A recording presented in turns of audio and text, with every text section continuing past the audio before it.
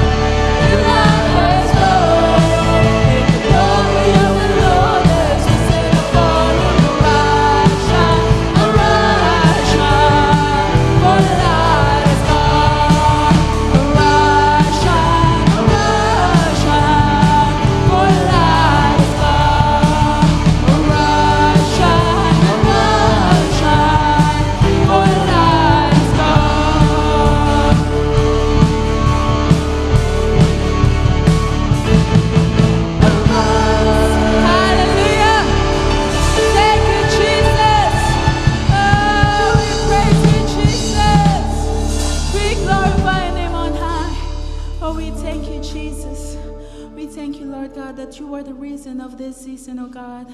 Oh, we thank you for your unconditional love, Father. We thank you for what you have done on that cross, oh God. Oh, we thank you, Jesus. We thank you, Lord God. We thank you for your amazing grace, Father. Hallelujah. Hallelujah. We thank you that you came to save us, to love us. Hallelujah. Hallelujah.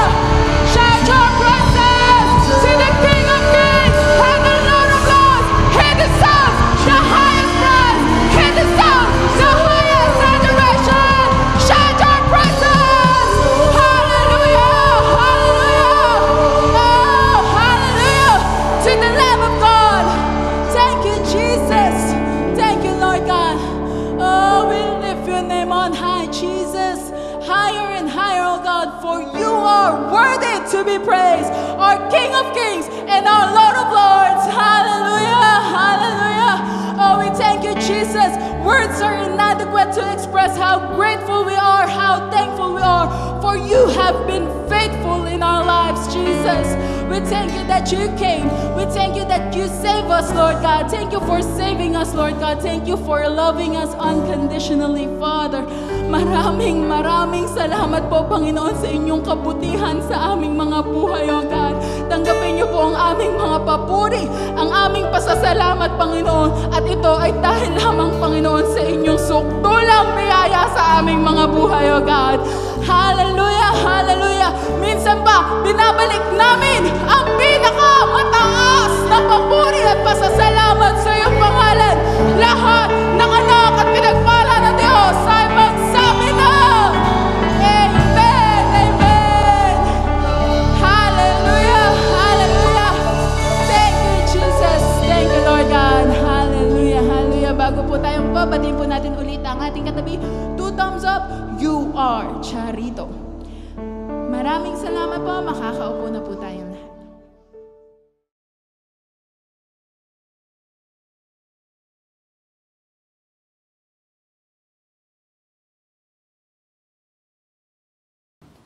Well, praise the Lord. Amen. Let's give the Lord a clap of praise.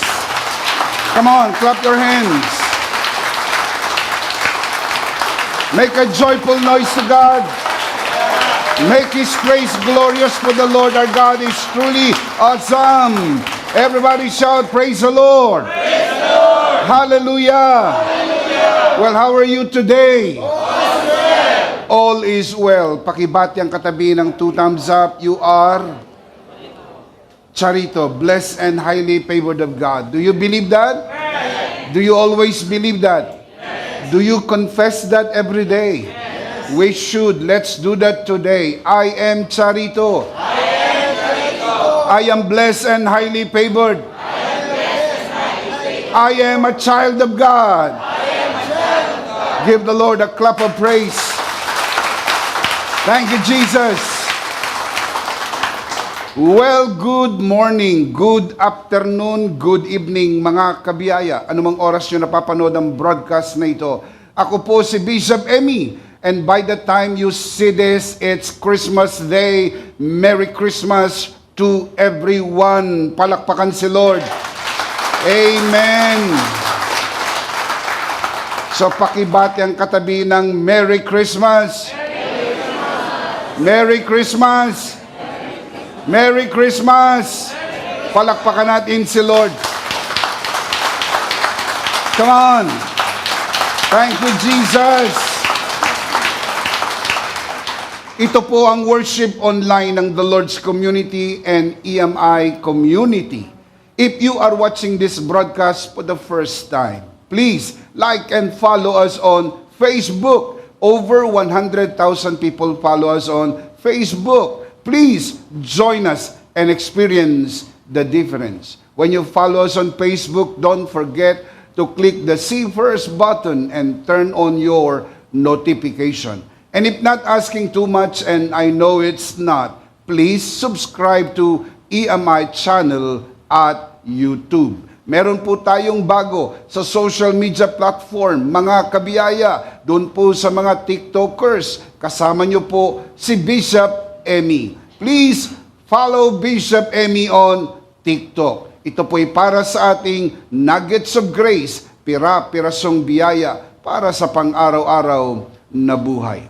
Mapapanood nyo rin po ang nuggets of grace sa Reels platform ng Facebook. Real Grace Nuggets on Reels. Don't forget to like and share. Sana mga kabiyaya, hindi naman po kayo others. Pagtulungan po nating abutin ang ating buong Pilipinas ng mensahe ng biyaya ng ating Panginoon. Piece by piece, we are reaching them one by one. Real Grace Nuggets on Reels. Please prepare your communion elements because at the end of this message, we will together do a Holy Communion. Sama-sama at sabay-sabay po nating ipagbubunyi ang tinapos na gawa ni Kristo sa krus ng Kalbaryo. Sa pamagitan po ng banal na komunyon ay ating naidideklara ang tagumpay ni Kristo sa krus ng Kalbaryo. Ang katas ng ubas ay simbolo ng kanyang banal na dugo. Ang ostya ay simbolo ng kanyang bugbog na katawan. Sa pamagitan ng kanyang banal na dugo, ang ating mga kasalanan ay pinatawad na. Sa pamagitan ng kanyang bugbog na katawan, ang ating mga sakit ay pinagaling na. And if you are sick in your body and you are watching this broadcast today, let me be the first one to encourage you. Today is your healing day. Do you believe that? I believe that with all of my heart. Can we say that together? Today is my healing day. Today is my healing day. One more time. Today is my healing day. For the last time. Today is my healing day. I believe that with all of my heart that today is your healing day. Today is your blessing day. Today is your miracle day. If you believe that, shout amen. Let's give the Lord a clap of praise. Come on, clap your hands to the Lord. Let me encourage you also to worship the Lord with your offering, as it is written. Honor the Lord with your wealth. Proverbs chapter 3, verse 9. At the latter part of this broadcast, we will let you know how you can easily give your offering. Palagi ko po itong sinasabi sa inyo, mga kabiyaya, at sana hindi po kayo napapagod ito marinig, dahil hindi naman po ako napapagod palagi itong ipaalala sa inyo. Nang pagbibigay sa gawain ng Panginoon ay hindi po pagbibigay ng contribution, hindi po pagbibigay ng donasyon, hindi po pagbibigay ng ayuda, lalo't higit, hindi po pagbibigay ng limos. Ang pagbibigay sa gawain ng Panginoon ay isang pagsamba. Genesis 22 tells us that giving is worship unto the Lord. That is why we ask you to worship the Lord with your offering. Because the truth is, you are not just watching a broadcast. You are worshiping the Lord with us, and giving is an integral part of your worship.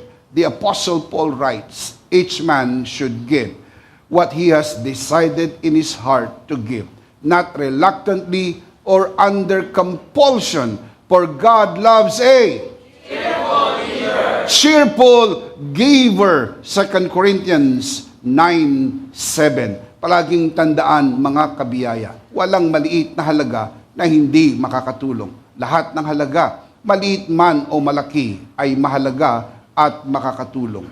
Ang pagbibigay sa gawain ng Panginoon ay dapat bukal sa puso, kusang loob, at hindi napipilitan. Just to say this from our hearts here at EMI, thank you for giving to the Lord. Thank you for joining us online. Thank you for watching. Thank you also for inviting your friends and sharing this grace-filled and life-changing broadcast. Much, much appreciated. Before we dive into the pool of spiritual learning today, just to let you know, if you are near our worship center here at the very entrance of NLEX, Valenzuela exit, Paso de Blas, Valenzuela City, we would like to invite you to come and worship the Lord with us in one of our 4 services here at EMI. 6 a.m., 8 a.m., 10 a.m., and 3 p.m. Come, join us, and experience the difference. And thank you so much for joining us via online. Maraming salamat din po sa lahat ng mga kabiyayang naparito sa bulwagang ito, sa araw na ito, on Christmas Day. Thank you so much for joining us today. Palakpakan po natin ang Panginoon.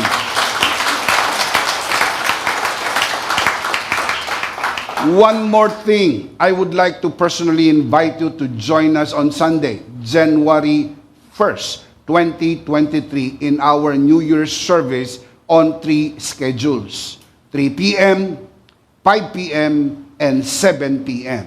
Only afternoon and evening services. Take note, no morning services. All services are held here at EMI Center.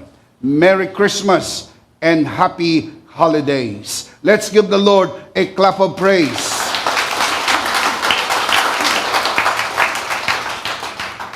We are going to continue our series on The Bible Explains, Part 74. Today, we are going to talk about the miracle of Christmas. Christmas is a miracle story, as you all know. How did it happen? How did Mary receive her miracle? And how do miracles happen? Let's talk about this. Let's first commit this to the Lord. Let us pray. Our dearest Father in heaven, we are so very thankful for how you have gathered us today. Thank you for this wonderful time that we can celebrate Christmas and even rejoice in our hearts, for truly you are wonderful and even wonderful than we can begin to think of. Kahanga-hanga po kayo, aming Diyos. Pinupuri at niluluwalhati po namin ang iyong marangal na pangalan. We commit to you this learning time as we always do, and even as we always pray, everything that will be said and done only for your glory and for the blessing of everyone today. In Jesus' name. And everybody would just simply say, Amen. Let's give the Lord a clap of praise. Thank you, Jesus. Christmas is a miracle story, as all of you know. And one of the best times to receive your miracle is today, because I believe Christmas Day is a miracle day. I believe that with all of my heart. That is why we always say, today is your miracle day. Can we say that together? Today is your miracle day. And you can even say it even more personal. Today is my miracle day. Today is my miracle day. One more time. Today is my miracle day. Now, why do we need to say that loudly and again and again? Because the Bible says, out of the abundance of the heart, the mouth speaks. If you believe that with all of your heart, and you begin to declare it, and you begin to say it, the Bible says, God will honor your faith. As surely as the Lord lives, I will do to you the very things I heard you say, the Lord say. Kaya mahalaga po yan na ating bibigkasin, atin pong idideklara kung anong ating pinaniniwalaan. Kaya kung naniniwala ka, ngayon ang araw ng iyong milagro, ngayon ang araw ng iyong himala, ito ang mangyayari sa iyo sapagkat nangyayari lang ito sa naniniwala. How many believers we have today? Amen. Let's give the Lord a clap of praise. Today is your miracle day. I believe that with all of my heart. But first, we need to look at the timeless story of Christmas. Then from there, we are going to look at the beautiful story and learn the miracle of Christmas, mix it with faith, and then we will receive our miracle today. Especially those who are watching this broadcast. Kung ikaw ay naniniwala para sa iyong milagro, anuman ang iyong pinaniniwalaang milagro para sa araw na ito, ako'y naniniwalang kasama mo na sa Diyos ay walang imposible. Ang maririnig mong istorya ay hindi bagong istorya. Ito ay walang kupas na istorya na naririnig natin sa tuwing dumarating ang Kapaskuhan. Ang aking panalangin na habang naalala mo ang kwento ng Kapaskuhan, ay magsimulang i-release mo ang iyong pananampalataya kasama ng salitang iyong narinig upang sa gayon ito'y magsama at matanggap mo ang himala na kaloob ng Diyos para sa iyo sa araw na ito. Hebrews chapter 4 verse 2 reminds us, for indeed the gospel, referring to the gospel of grace, the good news, was preached to us as well as to them. But the word which they heard did not profit them, not being mixed with faith in those who heard it. It is important that you mix faith with what you have heard. Ano yung narinig mo, samahan mo ng pananampalataya. Hindi maaring magsama ang hindi magkauri. Natural sa natural, espiritual sa espiritual. Ang salita ng Diyos ay espiritual. Ang ating pananampalataya ay espiritual. Pag pinagsama mo ito, magkakaroon po ng milagro. Sapagkat ang milagro ay nangyayari lang sa naniniwala. Hindi ka maaring maniwala kung wala kang narinig. Kailangan mong marinig dahil ang pananampalataya ay dumarating sa pakikinig at sa pakikinig ng salita ng Diyos. Kapag napakinggan mo ang salita ng Diyos, lalabas ang pananampalataya at pag nagtagpo ang dalawa, ang milagro ay nangyayari. Kaya ang akin pong panalangin habang mata niyo pong pinakikinggan ang istorya na ito, na maaring ang marami po sa inyo ay narinig yun na ito ng napakaraming beses. Tulad ng aking sinabi kanina, hindi po ito bagong istorya. Ito po ay walang kupas na istorya. Maraming beses na nating narinig ang tinatawag na Christmas story. But let me just remind you, this is a timeless story. Hindi po kumukupas ang kwento na ito. Matthew chapter 1 verse 18. This is how the birth of Jesus Christ came about. His mother Mary was pledged to be married to Joseph. But before they came together, she was found to be with child through the Holy Spirit. Nakatakdang mag-asawa, nakatakdang magpakasal, itong si Jose at si Maria. Pero bago sila magsama bilang mag-asawa, si Maria ay natagpuang nagdadalang tao sa pamagitan ng banal na spirito. Ito po ay isang milagro. This is a miracle story to begin with. Ang babae, upang magdalang tao, ito po'y natural na nangangailangan ng asawa o makakasama o magiging asawa. Sa kwento ng Kapaskuhan, hindi pa po nagsasama si Jose at si Maria bilang mag-asawa. Pero si Maria ay natagpo ang nagdadalang tao. Ito'y hindi natural. Ito po ay hindi pangkaraniwan. Yun po ang ibig sabihin ng milagro.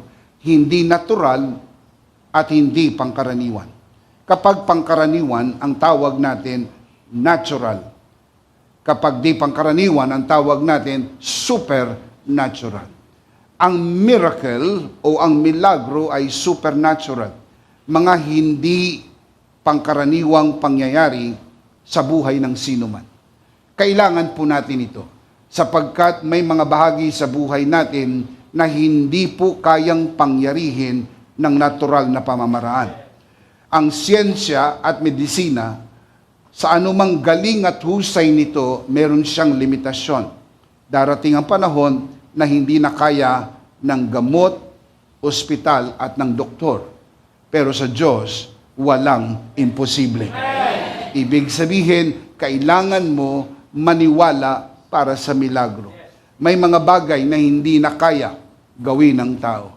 May mga imposible, pero sa Diyos, walang imposible. Imposible sa isang dalaga na hindi pa po nakakakilala ng isang lalaki ang magdalang tao at magsilang ng isang sanggol. Imposible po yan.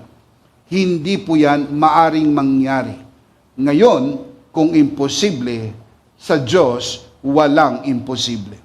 Kaya magandang maalala natin ang kwento ng Kapaskuhan, sapagkat sa kwento ng Kapaskuhan nananariwa sa ating kaisipan ang kwento ng milagro. At sa pagtahak natin sa bagong landas ng buhay, pagkatapos ng Pasko, ilang araw pa ay haharapin natin ang bagong taon, we will be needing to be positive in this life, armed with faith, believing that with God, nothing is impossible. Can you say amen? Amen. The miracle here is that God bypassed the seed of Joseph and Mary, stained by sin, so that the child that will be born is a holy child. Ang sanggol na ipapanganak ay isang banal na sanggol. Kailangan po siyang maging banal, walang dungis ng kasalanan, sapagkat siya po ang magiging tagapagligtas ng mga makasalanan. At upang siya po ay maging banal, walang dungis, kailangan pong lagpasan ng Diyos ang binhi ni Jose at ni Maria na parehas may dungis, dahil ang mga ito ay galing sa unang Adan. Nang bumagsak si Adan, ang lahat ng tao ay naging makasalanan. As the scripture says, all have sinned and fall short of the glory of God. Walang exempted, lahat ay naging makasalan. Ganon din po si Jose at si Maria. Kapag sila'y nagsama, gamit ang kanilang mga similya, ang magiging bunga ng kanilang pagsasama ay meron pong dungis ng kasalanan. And you have to understand that God has to bypass Joseph and Mary's seed so that Jesus will not be tainted with sin. And that is the miracle story of Christmas. Ginagamit ko pong backdrop ang miracle story ng Christmas for you to be encouraged today. Ano man ang kinakaharap po ninyo, ito man ay hamong pangkalusugan, hamon ng pananalapi, o hamon ng mga relasyon, nais kong sabihin sa inyo, walang hindi kayang gawin ang ating Diyos. Sa Diyos, walang imposible. Palakpakan si Lord. Amen. It is important for us to realize that. Luke chapter 1, verse 34 and 35. How can this be? Mary asked the angel, since I am a virgin. The angel answered, the Holy Spirit will come upon you, and the power of the Most High will overshadow you, so the Holy One to be born will be called the Son of God, not Son of Joseph. Walang record sa Bible that Jesus was called Son of Joseph. Hindi po anak ni Jose. Si Jesus ay anak ng Diyos. Siya po'y ipinanganak sa pamagitan ng banal na Espiritu. Hindi po ginamit ng Diyos ang similya ni Jose, hindi rin ginamit ng Diyos ang similya ni Maria, as normally happens. Ang dalawang similya, the sperm and the egg cell, nagsasama po sa sinapupunan ng isang ina sa pagsasama bilang mag-asawa, at ito po ay nabubuo at nagiging sanggol paglipas ng 9 na buwan at naipapanganak ang isang bagong buhay. Kung ang similya ay galing kay Jose at kay Maria, ang sanggol na ipapanganak ay may dungis ng kasalanan. But look at the verse. The one, the Holy One to be born will be called Son of God. Yung word po na holy, ang Greek word na ginamit po dyan ay hagios, which means uncontaminated. Ibig sabihin, hindi nadungisan. Uncontaminated. Ang mundo na ito ay contaminated ng sin. Dahil sa kasalanan ni Adan, ang buong mundo ay naging makasalanan. Lahat ng manggagaling sa mundo na ito ay contaminated. Si Jose ay contaminated, si Maria ay contaminated, tulad nating lahat, contaminated tayo ng sin. Kaya lahat ng manggagaling sa atin ay contaminated ng sin. But Jesus is the Holy One, and He is called the Son of God, and He is hagios, meaning uncontaminated, hindi nadungisan. Bakit? Hindi po siya galing sa unang Adan. Si Jesus po ang ikalawang Adan. Siya po ang Diyos na nagkatawang tao, ipinanganak sa sabsaban ng Bethlehem noong unang Pasko. Kaya ito po ang tinatawag nating miracle story. Now look at the picture as you can see on your screen. At conception, the baby develops its own blood. The baby's blood does not come from the mother. Pinaliliwanag sa atin ng siyensya at maging ng medisina na ang bata habang nabubuo sa sinapupunan ng kanyang ina, nagdi-develop po siya ng sarili niyang dugo.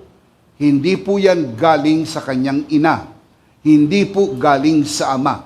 Kaya napakahalaga po nung hindi pagsasama ni Jose at ni Maria?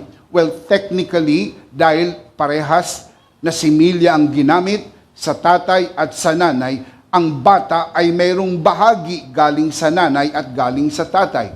Kaya pag nagkaroon ng DNA testing, nate-trace po kung sino ang kanyang mga magulang. In the case of Jesus, walang kinuha kay Jose, walang kinuha kay Maria. Ang dugo ni Jesus hindi galing kay Maria. Dahil kung ang dugo ni Jesus ay galing kay Maria, ang dugo na ito ay tainted, may dungis, at hindi maaring maging paraan ng kaligtasan. Dahil si Maria ay makasalanan tulad din naman nating lahat na tayo makasalanan. Dahil ang sabi sa Biblia, walang matuwid, wala kahit isa, ang lahat ay nagkasala at hindi nakaabot sa pamantayan ng Diyos. Mahalaga po ito sapagkat ang dugo ni Jesus ay hindi galing sa tao. Ito po'y banal na dugo. Ito po'y sa pamagitan ng banal na Espiritu. Ang ginamit po ng Diyos ay ang sinapupunan ni Maria upang dito po maipunla ang binhi ng Diyos at dito mailuwal ang tagapagligtas. Dahil ang daan papasok sa mundo na ito ay ang tiyan ng ina. Lahat po tayo ay doon dumaan sapagkat yan po ang entry point. Ang tiyan ng ina, tayo po mga kapatid ay naisilang sa mundo na ito dahil ipinanganak tayo ng ating mga ina. Ganon din po sa ating Panginoong Hesus. Bagaman hindi galing kay Maria, si Maria ang ginamit ng Diyos upang maipanganak ang tagapagligtas. Si Maria ang ginamit ng Diyos upang isilang ang tagapagligtas. Arugain ang tagapagligtas. Palakihin ang tagapagligtas. Mahalin ang sanggol na ipinanganak mula sa kanyang sinapupunan. Mahalagang maintindihan natin kung anong talagang nangyari dito sa kwento ng Kapaskuhan.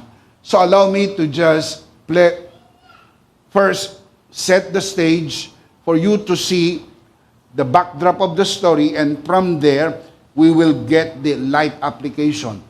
Kasi kung nangangailangan tayo ng milagro, and I'm sure if I will be asking for a show of hand, meron po sa inyo nangangailangan ng milagro, and if you are needing a miracle today, is your miracle day. I believe that with all of my heart. Can we say that together? Today is my miracle day.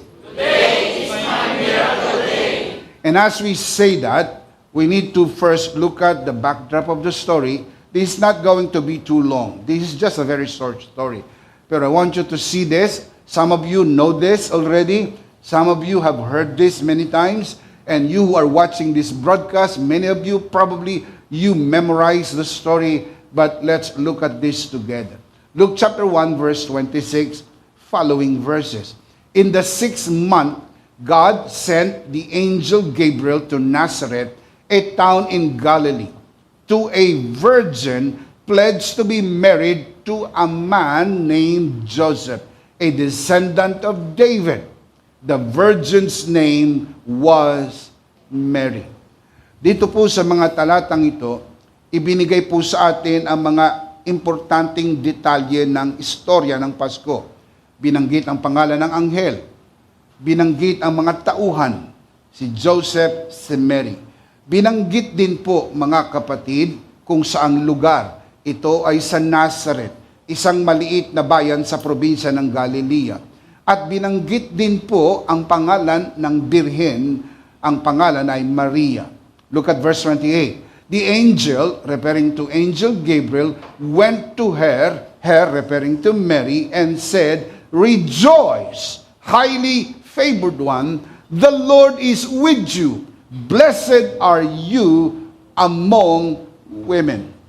Many of you know this already, but some of you who are watching this broadcast, you maybe will be hearing this for the first time. Baka hindi mo pa nga ito narinig, pero maririnig mo na ngayon. Ang highly favored, ang Greek word na ginamit po dyan ay charito. Blessed and highly favored.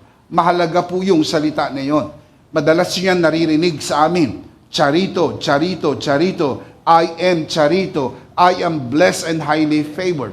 Dahil yan po ay napakahalagang salita sa Griego. Yan po ay Greek word, charito. Ibig sabihin, blessed and highly favored. Ang salita pong ito ay very unique and rare. Kasi sa kabuuan ng New Testament Greek na binubuo po ng 138,020 Greek words, ang word na charito, 2 beses lang ginamit. Imagine, if you do the math, 138,020 words, 138,020 words ay ginamit po ang word na charito 2 beses lang. Ibig sabihin, napakadalang at napakahalaga ng salita na ito. Ang unang gamit nito ay yung kababasa pa lang po natin.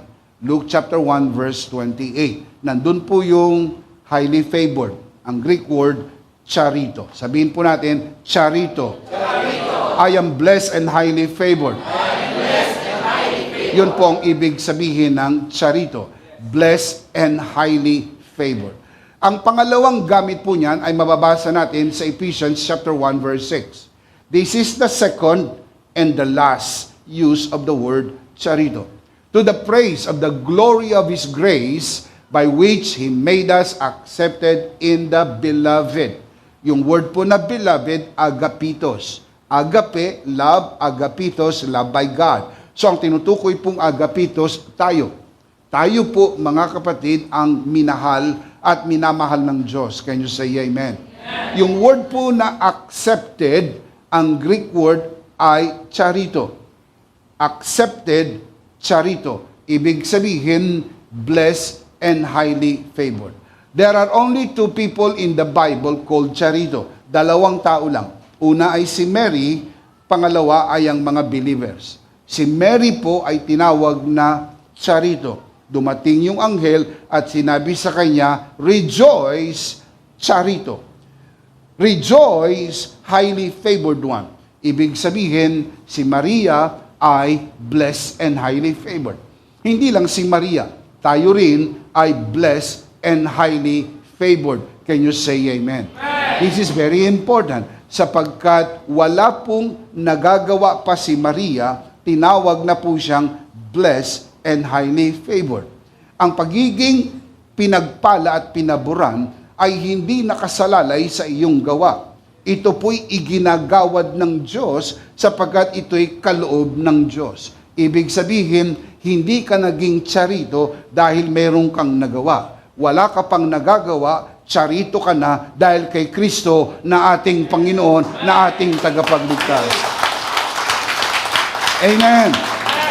Everybody say, I am charito. I am charito. I am blessed and highly favored.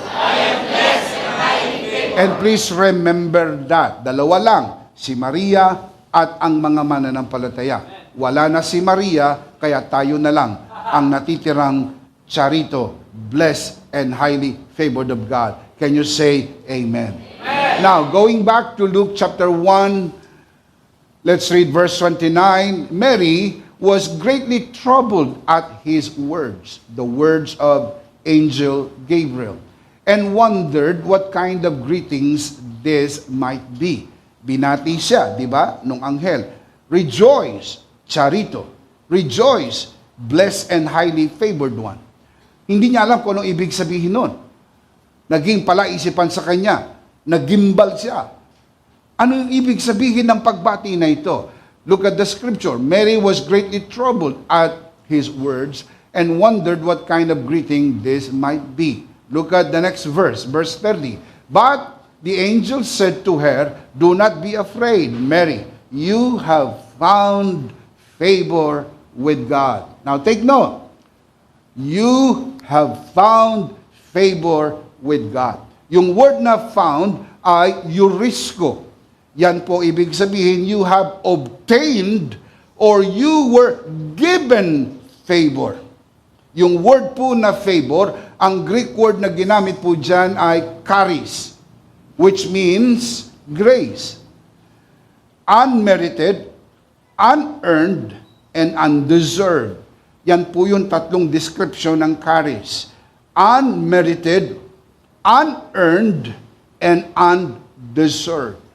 Ito pong grasya na ibinigay kay Maria. Si Maria po'y binigyan ng grasya. Hindi po siya ang nagbibigay ng grasya. Nakikinig po ba kayo? Si Maria ay nabigyan ng grasya. Look at the scripture. The angel said to Mary, you have found favor with God. You have obtained favor with God. You were given favor from God. Nabigyan po siya ng pabor. Nabigyan po siya ng grasya. Maraming babae at maraming dalaga at marami ring birhen nung unang panahon.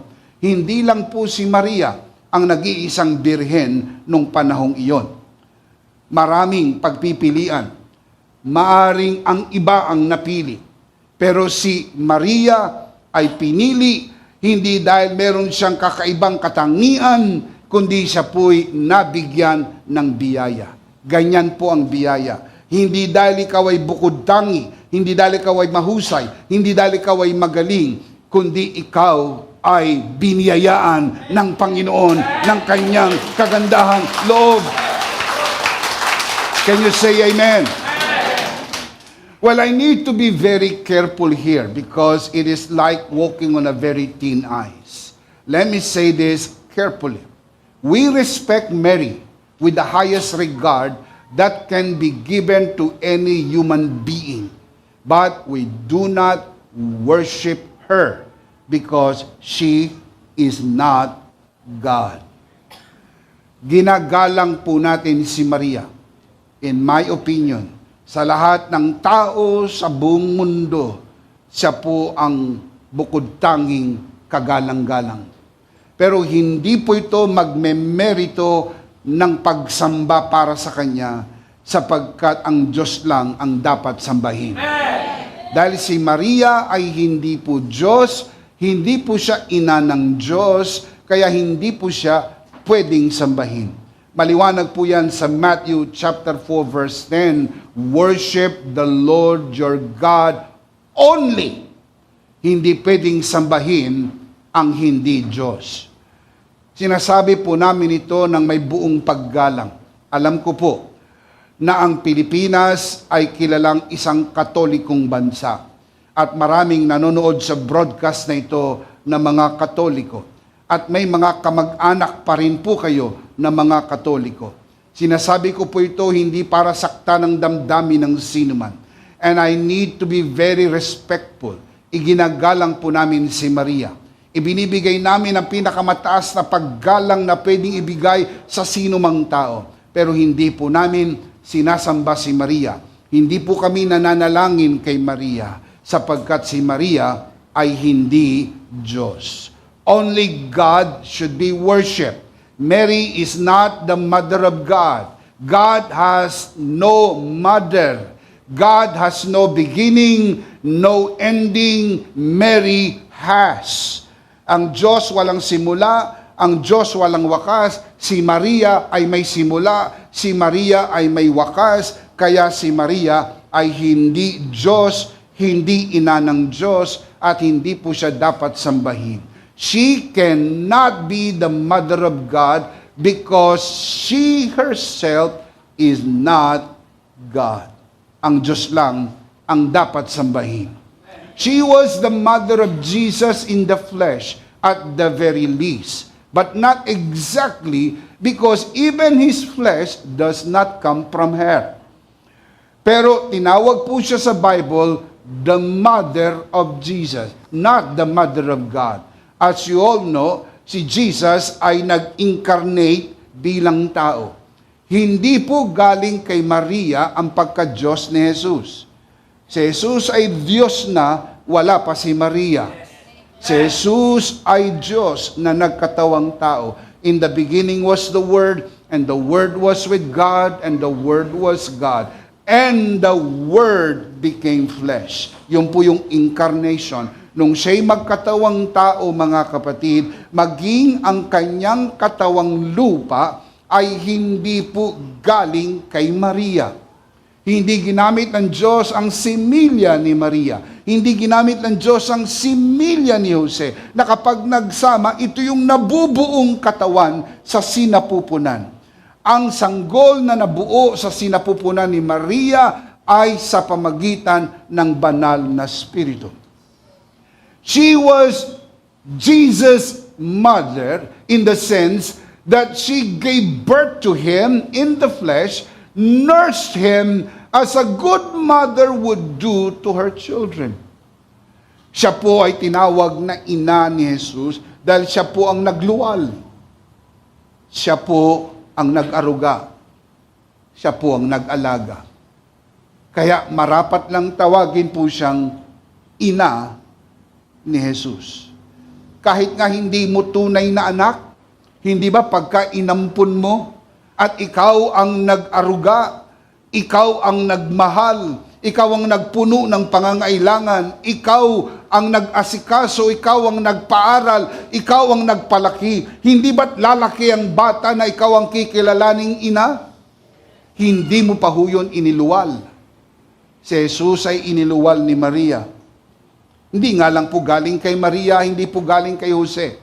Sapagkat hindi pwedeng kunin ang anumang galing sa tao, sapagkat ang mga ito'y may dungis ng kasalanan. Naintindihan niyo po ba ang dahilan?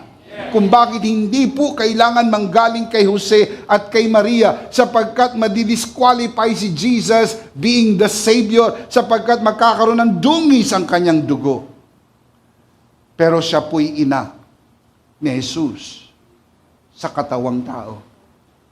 Ina ni Jesus sa pagkatao. The mother of Jesus in the flesh. We do not want to take anything from her, from Mary. But we do not want to give anything more than what Mary should have. Hindi naman natin siya pwedeng bigyan ng higit kaysa marapat lang para sa kanya. Pero wag mo rin namang kunin ang marapat para sa kanya. Tinawag ng Bible, she was blessed among women. Pag sama-samahin man ang lahat ng babae sa buong mundo, si Maria ang pinakamapalad na babae sa lahat ng babae sa buong mundo. And we do not want to take that from her. Pero we do not worship Mary. I respectfully say that Mary is not full of grace, but rather, she was given grace. Hindi po siya puspos ng biyaya. Siya po'y napagkalooban ng biyaya. Natatandaan niyo po ba yung panalangin na natutunan niyo nung kayo po'y mga Katoliko pa? Hail Mary, full of grace, the Lord is with you. Blessed art thou amongst women, and blessed is the fruit of thy womb, Jesus.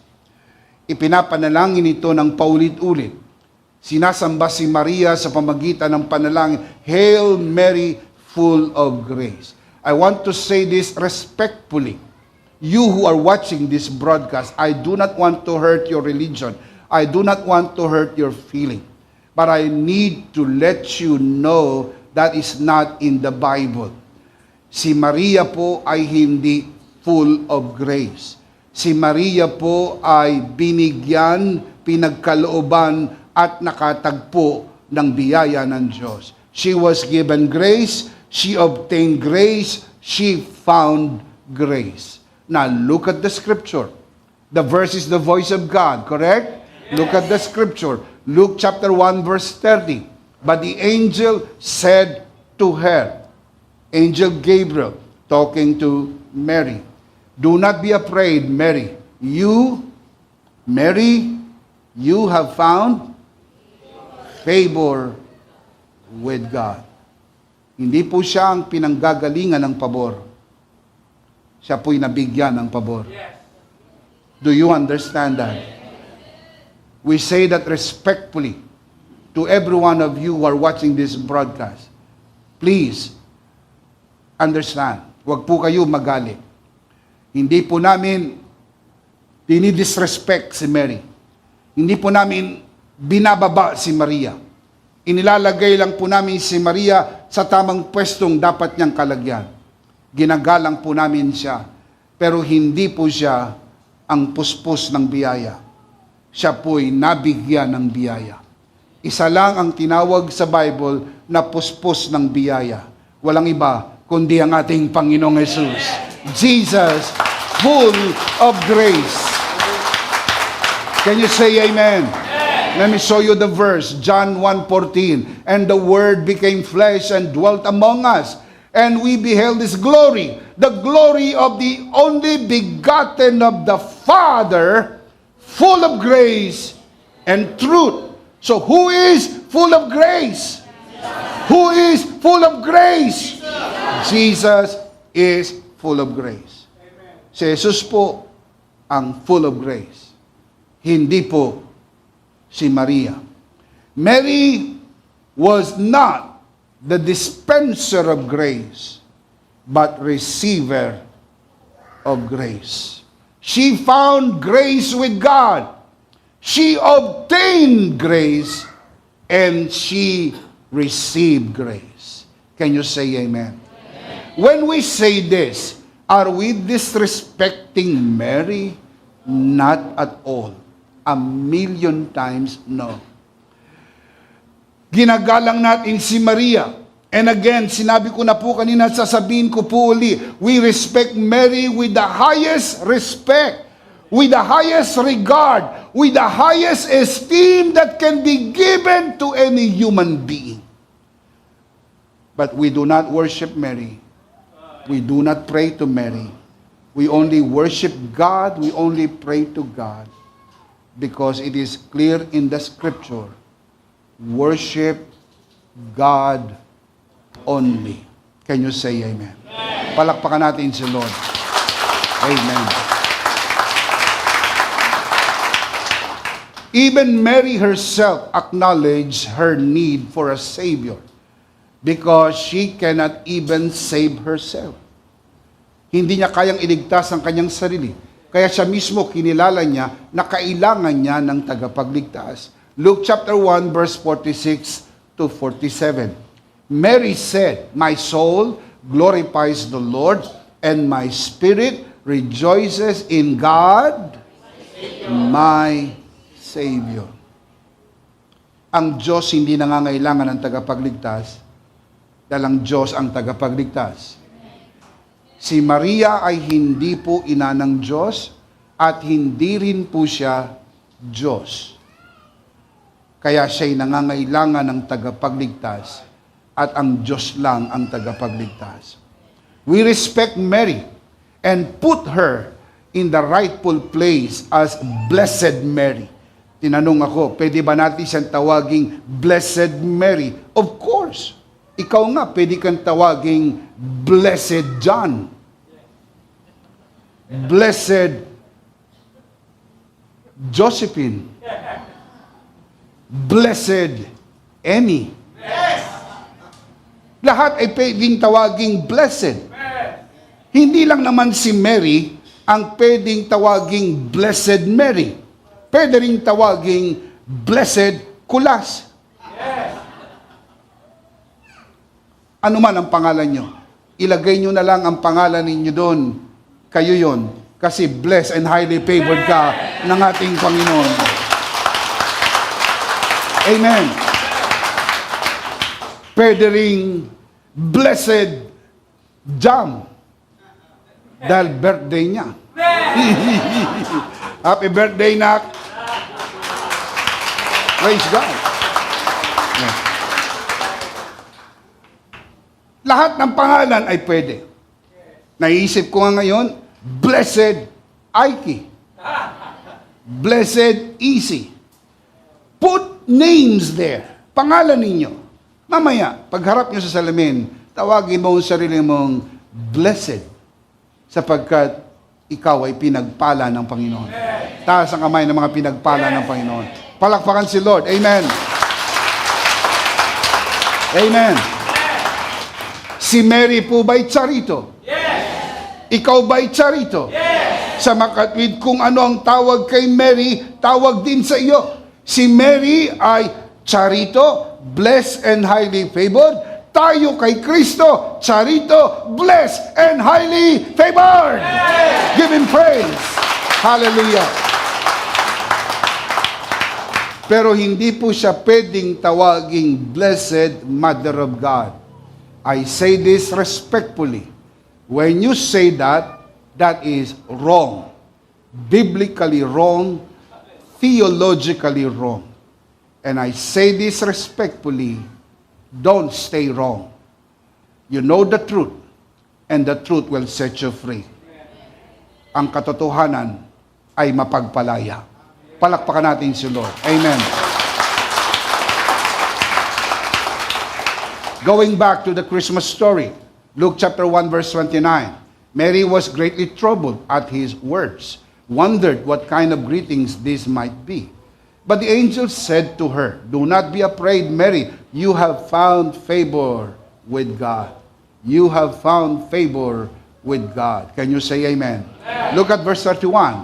You, angel was talking to Mary, you will be with child and give birth to a son, and you are to give him the name Jesus. Very important. Hindi pa na ipapanganak. Alam na ito'y anak na lalaki. Very important. At mayroon ng pangalan. Kasi ang kultura noong unang panahon, ang nagbibigay ng pangalan sa bata ay ang tatay. Excuse me, hindi nanay. Ang tanging karapatan, this is in the culture of the Jews.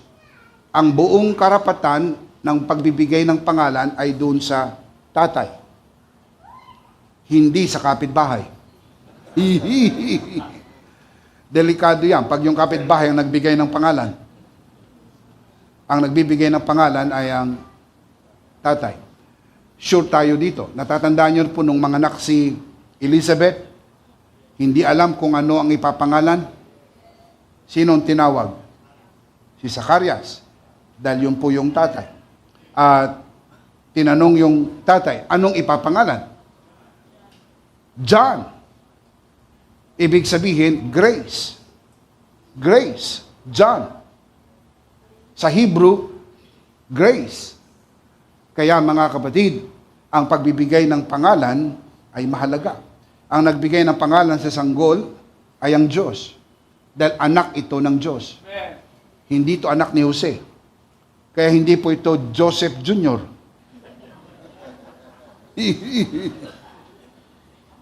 Di ba? Dahil yung mga tatay, gusto lagi meron silang junior. Pag babae, juniora. Ito po ay pinangalang Jesus. Yeshua. Meaning, Savior, tagapagligtas. Walang ibang pangalang ibinigay sa silong ng langit, sukat ikaligtas ng tao, maliban sa pangalang Jesus. Palakpakan si Lord. Jesus, Jesus, Jesus. Shout amen. Verse 32. He will be great. Referring to the baby that will be born.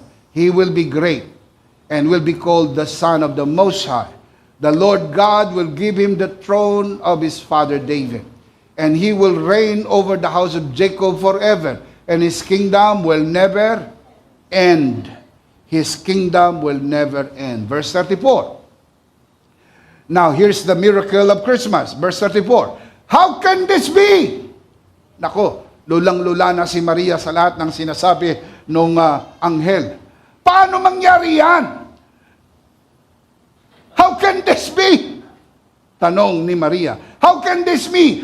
Mary asked the angel, since I am a virgin. In short, this is impossible. I have no husband. At least naiintindihan ni Maria na bago ka mabuntis, bago ka magsilang ng sanggol, kailangan mo ng asawa. She has enough sense to figure it out. Hindi ka pwedeng mabuntis mag-isa. Hindi ka pwedeng magdalang tao mag-isa. Kaya sabi niya, how can this be? I have no husband. Naturally, kailangan ng husband para magkaroon po ng pregnancy at magkaroon po ng pagsisilang ng sanggol. Alam ni Maria. And I'm sure you know that also. So parang dalaga na hindi pa nakakakilala ng sino mang lalaki ay biglang magdalang tao, ito'y imposible. Ito ay imposible. Now, look at verse 35. This is how this miracle going to happen. The angel answered, the Holy Spirit will come upon you, and the power of the Most High will overshadow you. So the Holy One to be born will be called the Son of God. Yan ang totoong anak ng Diyos. The Son of God. Can you say amen? Amen. Sa makatwid, hindi po human instrumentality. The Holy Spirit will overshadow you. It is by the power of God. Kapag pinag-usapan natin ang kapangyarihan ng Diyos, walang imposible. Walang sakit na hindi kayang pagalingin ng Panginoon. Walang problema na hindi kayang lutasin ng Panginoon. Walang pangangailangan na hindi niya kayang katakwin. Walang unos at bagyo na hindi niya kayang patigilin. Kaya kung nahaharap ka sa anumang hamon ng buhay, be encouraged today because God is the God of miracles. He is the God of miracles. Shout amen. Siya ang Diyos ng mga himala. At walang himala na hindi kayang gawin ng Diyos. Now, look at verse 36. The angel Gabriel gave her an illustration for at least for her to understand how miracle works. Look at verse 36. Even Elizabeth, your relative, si Elizabeth po ay pinsan ni Mary, cousin. Even Elizabeth, your relative or your cousin, is going to have a child in her old age. She who was said to be barren in her 6th month. Sabi nung angel Gabriel, yung pinsan mo, si Elizabeth, matanda na, baog pa. Ngayon, buntis sa kanyang ika-6 na buwan. Look at 37. For nothing is impossible with God. Can you say amen? Nothing is impossible with God. Come on, let's read that together. 1, 2, 3. One more time. For nothing is impossible with God. One more time. For nothing is impossible with God. Let that truth sink in. Nothing is impossible with God. Imposible na. Pag may nagsabi, imposible na. Get excited. Why? Because with God, nothing is impossible. Amen. Imposible na magkaanak ka. Imposible na makapag-asawa ka. Matanda ka na. Wala na magkakagusto sa iyo. Gurang ka na. Huwag mo sasabihin yan. Dahil pag sinabi mo yan, yan ang mangyayari. Sabihin mo palagi, mayroon inilaan ang Panginoon para sa iyo. Yes! Mayroong anak na ibibigay sa iyo ang Panginoon. Kasi pag isinara mo na ang pinto, hindi ka na naniniwala, wala nang mangyayari. Dahil ang himalay nangyayari lang sa naniniwala. Taas ang kamay ng mga naniniwala. Taas ang kamay ng mga naniniwala. Palakpakan si Lord. Amen. Amen. Amen. Verse 37, for nothing is impossible with God. Posible na makabounce back. Nalugi ka na ng pandemya. Imposible na. Sa Diyos walang imposible. Imposible na magkaanak. Imposible mag-asawa. Imposible na mangyari. Sa Diyos walang imposible. Can you say amen? Now, na-encourage si Mary. Na-encourage si Mary. Verse 38. I am the Lord's servant. Mary answered, be it unto me as you have said. Then the angel left her. Importante po na ma-encourage ka. Kaya ang service na ito ay para i-encourage ka. Hindi ko alam kung anong milagro ang kailangan mo. Maaring sa kalusugan, maaring sa pananalapi, maaring sa pag-aasawa, maaring sa anak, o maaring sa anumang bagay na hindi ko po alam kung ano ito, pero walang bagay na hindi alam ng Panginoon. Ito ang araw ng iyong himala. The rest is history. The miracle Christmas story did happen. That is what we are celebrating today. Yan po yung pinagdiriwang at ipinagbubunyi. Christmas Day is a miracle day. Can you say amen? How did it happen? All by grace. All by grace. Mary received grace and miracle of the first Christmas happened. Bago nagkaroon ng milagro, meron munang grasya. Nasusundan niyo po ba, mga kapatid? Bago nagkaroon ng milagro, meron munang grasya. Bago po nagkaroon ng milagro, meron munang grasya. Ibinigay muna ang grasya at nangyari ang milagro. Ang tanong ko, naibigay na ba ang grasya sa iyo? So huwag kang magduda, ang milagro ay nasa iyo na. Palakpakan si Lord. Amen. Amen. How do miracles happen? How do miracles happen? Miracles happen when you receive grace. I want to say that again. Miracles happen when you receive grace. My question is, have you received His grace? Taas ang kamay. Natanggap nyo na ba ang biyaya ng Diyos? Come on, let me see those hands. Taas ang kamay. Natanggap nyo na ba ang biyaya ng Diyos? Of course, if you do, miracle is for you. Because today is your miracle day. Receiving Jesus, the grace of God, opens up an endless cycle of miracles in your life. Pag tinanggap mo si Kristo, nagbubukas ito ng walang patid na milagro sa buhay mo. Tuloy, tuloy, tuloy, tuloy na milagro. Remember the scripture says, one blessing after another.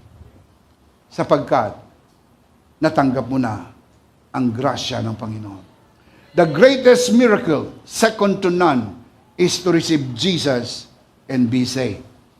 Because the big idea is, in Christ, grace and miracles are mine.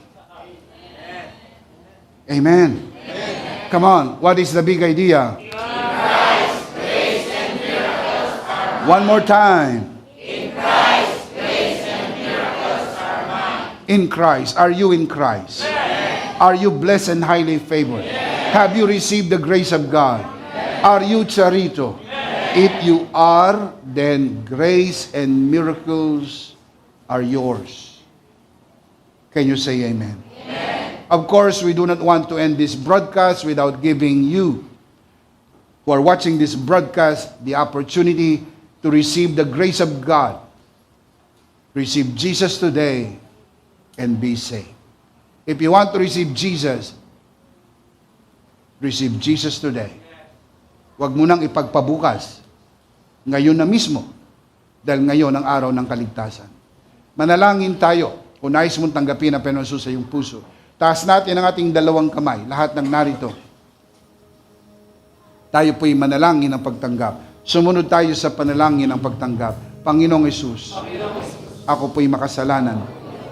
Hindi ko po kayang iligtas ang aking sarili. Ako'y mapapahamak ng hiwalay sa iyo. Narinig ko po ang mabuting balita. Ako po'y naniniwala. Tinatanggap kita sa aking puso bilang aking Panginoon at tagapagligtas. Salamat po. Pinatawad mo na ang aking mga kasalanan. Isinulat mo na ang aking pangalan sa aklat ng buhay. Sa pangalan ni Jesus. Amen. Ako na lang po mananalangin. Ama, sa oras na ito, tinataas ko po sa harapan ang sinumang sumunod sa panalangin ng pagtanggap. Dito man sa loob ng bulwagan at lalo na po sa mga nanonood sa broadcast. Pinagkakatiwala ko po sila sa iyong kagandahang loob na sila'y lumago sa biyaya at sa bagong natagpo ang pananampalataya. Sa pangalan ng Panginoong Jesus, tayo po'y magsabing, Amen. Palakpakan si Lord. Amen. Atin pong kunin ang atin pong communion elements and let's do this together, mga kabiyaya.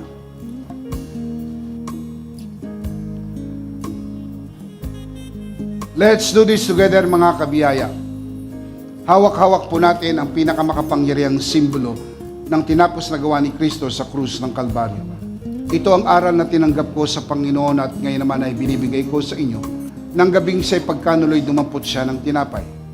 Kanyang pinagpira-piraso at kanyang sinabi, ito ang aking katawan, na pinagpira-piraso dahil sa inyo, gawin niyo to bilang pag-alaala sa akin.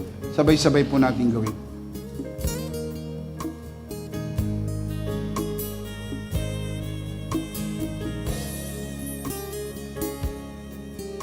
Gayun din naman matapos maghapunan ay kanyang inawakan ng saro at kanyang sinabi, ito ang saro ng bagong tipan na pinagtibay ng aking dugo. Gawin niyo to bilang pag-alaala sa akin. Sabay-sabay po natin gawin.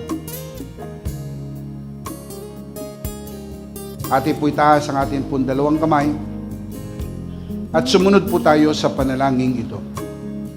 Aming Ama, maraming salamat po sa aming Panginoong Jesucristo.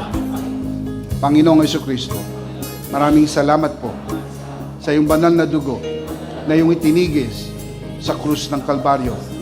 Dahil po dito, lahat ng aming kasalanan ay inang pinatawad.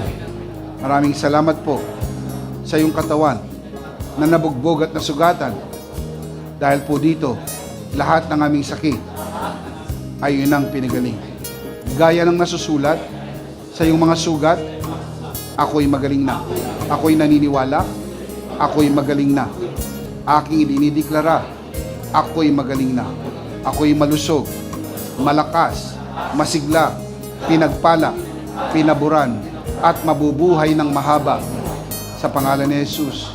Maraming salamat po, Banal na Espiritu, sa iyong kapahayagan sa mensahe ng biyaya. Sa pangalan ng Panginoong Jesus, Amen. Amen. Palakpakan si Lord. Thank you, Jesus. Isang beses pa, sabay-sabay, mga kapatid. Ano po ang ating big idea? In Christ, grace and miracles are mine. One more time. In Christ, grace and miracles are mine. In Christ, grace and miracles are mine. Before we finally end, I would like to greet everyone Merry Christmas and Blessed New Year. We'll see you next year, 2023. Or should I say, see you next Sunday, January 1. We love you all. Merry Christmas and Charito New Year. Hallelujah. Give him praise, give him praise, give him praise, give him praise.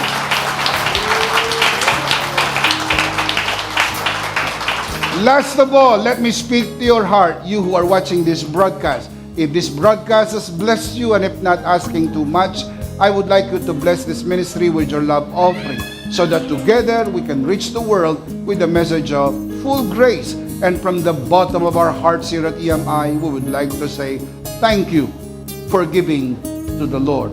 We'll see you next Sunday, prayerfully on site, but definitely we'll see you again online. Ako po si Bishop Emmy, kasama po si Pastora Jo at ang kabuuan ng The Lord's Community at EMI Broadcast. Maraming thank you.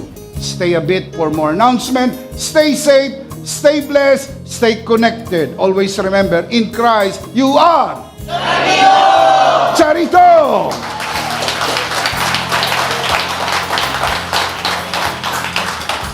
Merry Christmas!